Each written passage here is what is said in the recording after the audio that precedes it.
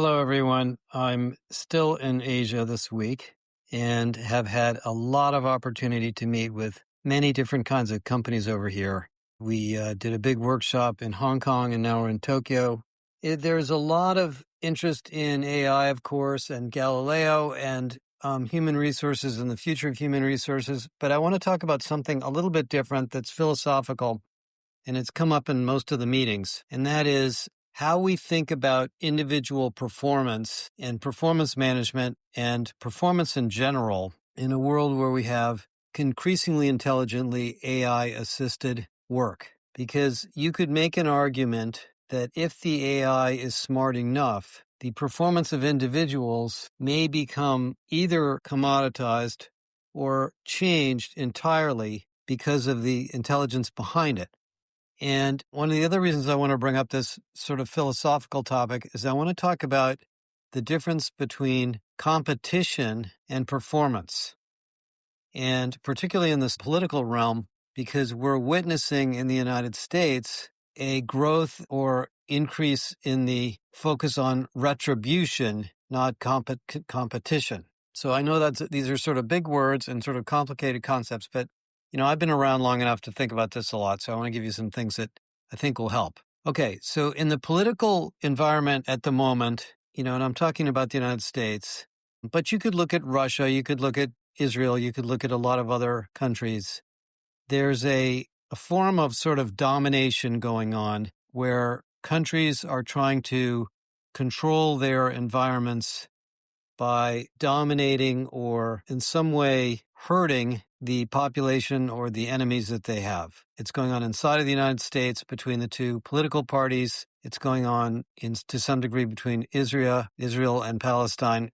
It's going on in Russia with Ukraine. And the global political military strategy here is we win, you lose. So if we overpower you, we gain more power, more money, more influence, more land, more resources, and therefore our population or our organization or our country flourishes at your expense. Now, in the economic world of capitalism, there's a very similar situation. When I worked in a very competitive industry in the 1980s, in the database industry, it was dog eat dog. It was a war. And I think war is the analogy used in business frequently when there are competitors. We can't win unless you lose. So we're going to spend our time putting you out of business by capturing your customers, capturing your people, directly undermining your brand or your messaging or your technology, to the degree that, we might even have sabotage of a competitor. And that has gone on a lot, in the business community. And that approach is based on the concept that there's a limited market. There's only so much money or customer value to go around. And so we have to get rid of you in order to gain our fair share. This whole idea of market share. Well, I would argue that that's actually a flawed concept, because that is all built around the idea, and this is true, I think to some degree, I could say this about politics, that markets are fixed. So there's only so much money or land or assets or wealth to go around. So if we don't get it, we're not going to grow. But actually, that's not really how the world works, at least my experience. The way value is created in companies is by creating value, not taking value away from someone else. And that's true in the political sphere too. The countries that thrive over longest periods of time don't just own the most land or the most resources. They have education, they have commitment, they have teamwork, they have citizenship, they have political strength, they have a country that works together in an integrated way. And when that happens, the energy and creativity and sustainability of the companies of the country is increased at orders of magnitude more than if you take over more land. And, this is the old culture eats strategy for lunch story, that it doesn't really matter how much land you have or how much money you have or how much market share you have. If your culture is dysfunctional, you'll lose it. It'll slip away from you. And I really, really believe this is true. And it's somehow, to me, not being honored correctly in the United States at the moment. And it certainly hurts businesses. Lots of companies I've worked with in the past, and I've worked in the tech industry where it's very competitive, have been hyper successful in their early days with a scorched earth policy of hyper growth. And there's books written on hyper growth. And a lot of those books, including, people like Reid Hoffman, sort of posit that if you don't get big fast, somebody else will take your market away from you. And I think there's experience that shows that that does happen, but those companies don't get big by being big. They get big by being innovative and creative and adding more value and building more skills and capabilities and inventing things that their competitors didn't invent. Intel got big, but it didn't help them in the AI era at all. Their size hasn't helped them a bit. Boeing got big, but it didn't help them when they lost their engineering prowess. There's lots of companies that get big and then fall apart for a whole variety of reasons. So what makes a company successful is the internal strength and capabilities and ongoing innovation and culture and management and understanding of the market and focus on the real customer, not on the competition, to grow. If you look at, pick whatever company you love, whether it's Starbucks or Porsche or your favorite clothing company or your favorite food company or whatever it is, there's something going on in that company that is making it build and deliver products and services that you find exceptional. The size of that company or the market share of that company tends to not make that much difference. Now, it does affect their pricing power and their control over channels of distribution. So size definitely matters in some cases. But, you can get too big and it doesn't help. The British Empire was very, very big at one point in time, but they got spread too thin. So this happens all the time where a company buys a whole bunch of other companies and gets into all sorts of businesses. GE is a good example of this. And they can't keep up with it all and they lose market share to all sorts of focused competitors. So, as I talked a lot about in my book, irresistible companies are high-performing companies because of their focus on mission and culture and management and skills and capabilities and innovation and dynamic growth, which means that when we're looking at something like individual performance and performance evaluation and performance management, we don't want to be too cavalier about how we measure it.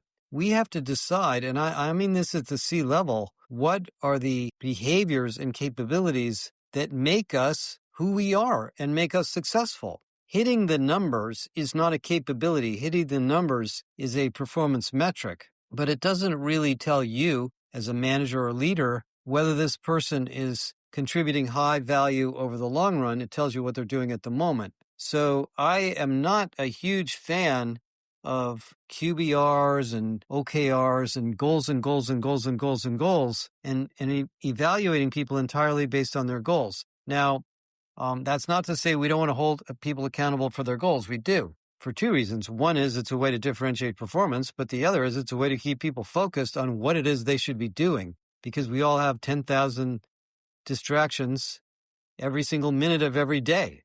And if we have goals and they're agreed to, we know where to focus and it helps people pay attention to the things that are the most important.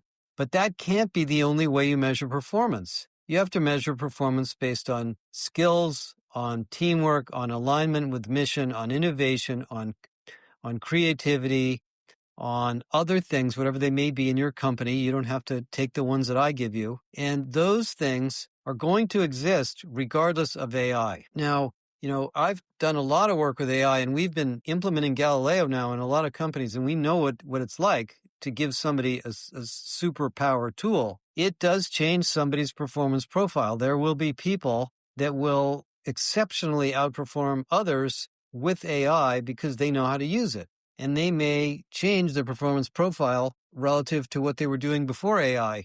And you want to reward that, but you want to reward it based on the values and results and goals and things that make your company successful, not on tenure, job level, reputation, because what's going to happen in AI is the performance metrics are going to vary. There are going to be people in the company, there already are, who get AI in a hurry And they're going to be very valuable people for a lot of reasons, just like there are data scientists and software engineers and salespeople that just way, way outperform their peers. So we're going to have to sort of continuously look at this performance process that we have and make sure that it is not only taking care of goals and OKRs and financial results and the soft skills I mentioned earlier, but also honors the development of new skills needed for AI. Now, I can't tell you all the skills that are needed for AI, but I'll tell you, the two families of skills that we're finding. Number one, there is a